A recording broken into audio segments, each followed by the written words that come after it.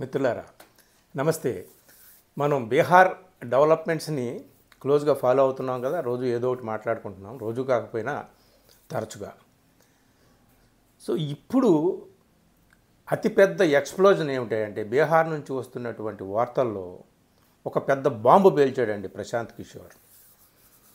ప్రశాంత్ కిషోర్ మనకు తెలుసు, ఆయన అవుట్సోర్సింగ్ చాలా పార్టీలు వాళ్ళకి చేసేవాడు, సర్వేలు అవి ఇవిని. ఇప్పుడు అక్కడ బీహార్కి సంబంధించినటువంటి వ్యక్తి కాబట్టి ఆయన బీహార్లో రాజకీయాల్లోకి దిగాడు, జనస్వరాజ్ పార్టీ పెట్టాడు.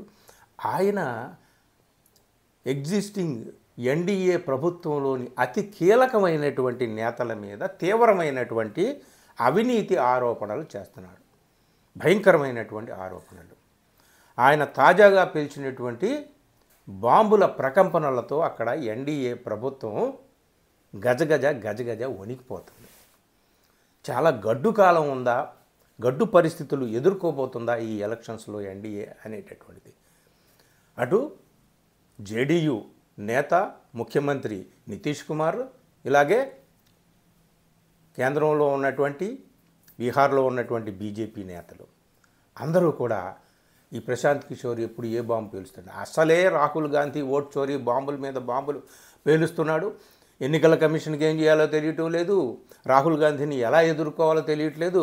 ఆయన అలా గాలిలో వదిలేసేయండి, ఏం సమాధానం చెప్పకుండా ప్రజలు మర్చిపోతారులే అని చెప్పేసి ఊరుకున్నారు. ఆయన పట్టాన ఆయన ఓటర్ అధికార యాత్ర వగైరా ఆయన చేస్తూ కూర్చున్నాడు, అది మనకు తెలుసు. ఇప్పుడు ప్రశాంత్ కిషోర్ ఎవరో రాహుల్ గాంధీనో లేదా తేజస్వి యాదవ్నో వీళ్ళు ఆరోపణలు చేయడం అనేటటువంటిది కాదు.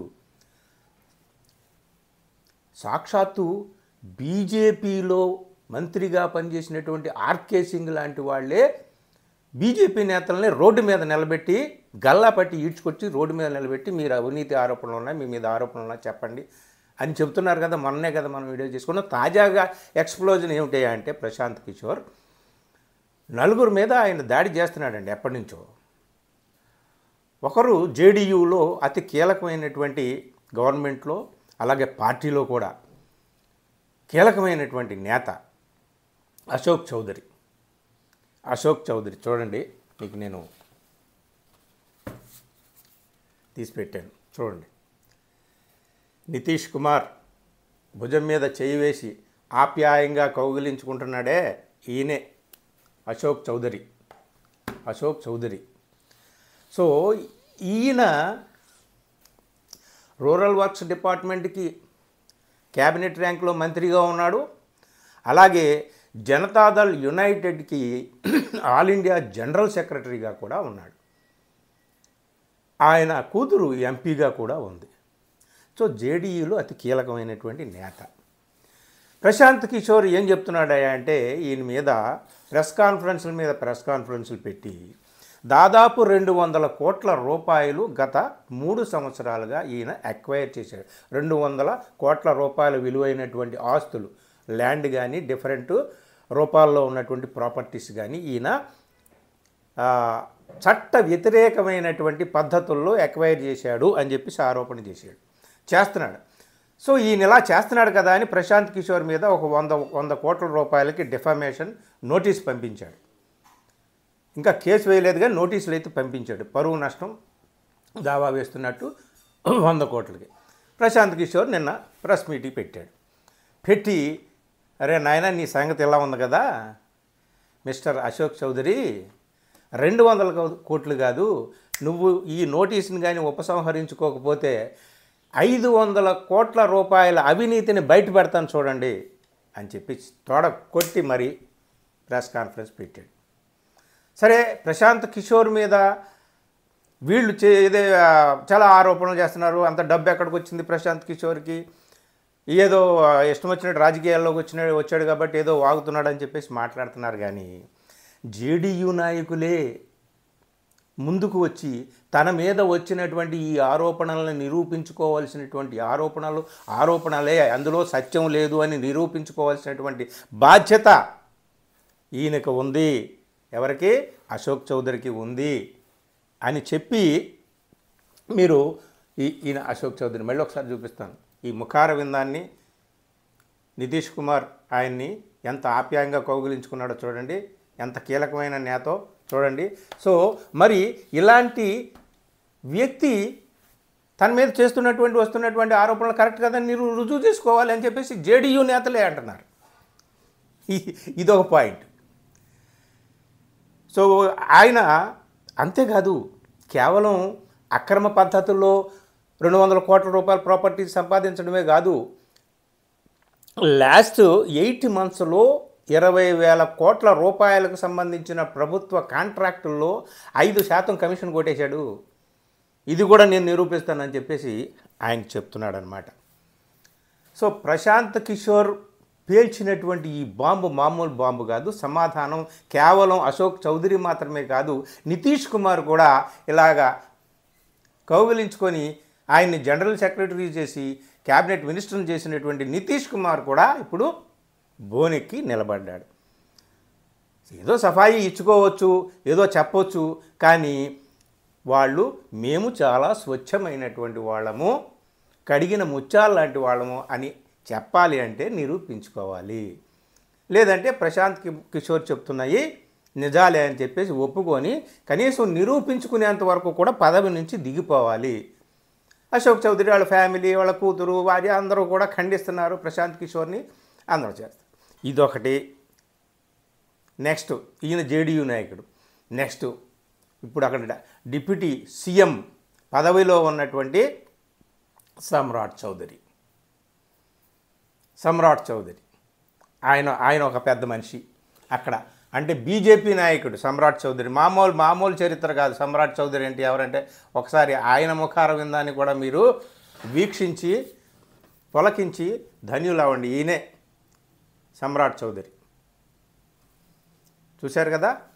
సో ఈ పెద్ద మనిషి అక్కడ ఎన్డీఏ ప్రభుత్వంలో డిప్యూటీ చీఫ్ మినిస్టర్. ఈయన గురించి ప్రశాంత్ కిషోర్ మరొక బాంబు పేల్చాడు. అదేమిటయ్యా అంటే ఈయన అసలు 95లో జరిగినటువంటి ఒక హత్యాకాండలో ప్రధానమైనటువంటి నిందారోపణ ఎదుర్కొన్నటువంటి వ్యక్తి. 95లో 7 చనిపోయినటువంటి, అంటే హత్యారోపణ ఉంది, అవినీతి ఆరోపణలు కూడా ఉన్నాయి ఈయన మీద. అసలు ఈయనకి సంబంధించినటువంటి డిగ్రీ మీద పెద్ద రచ్చ. ఎవరు? సమ్రాట్ చౌదరి, డిప్యూటీ సీఎం.